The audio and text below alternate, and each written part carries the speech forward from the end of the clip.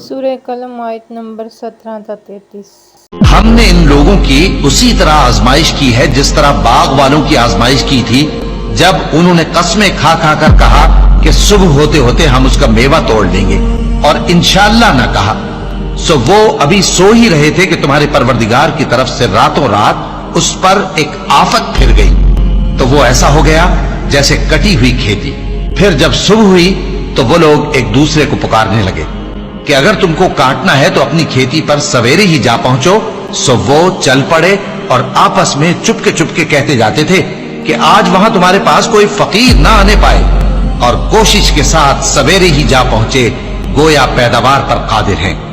پھر جب انہوں نے باغ کو دیکھا تو ویران، کہنے لگے کہ ہم رستہ بھول گئے ہیں، نہیں بلکہ ہم بے نصیب ہو گئے۔ ایک جو ان میں سمجھدار تھا بولا، کیا میں نے تم سے نہیں کہا تھا کہ تم تسبیح کیوں نہیں کرتے؟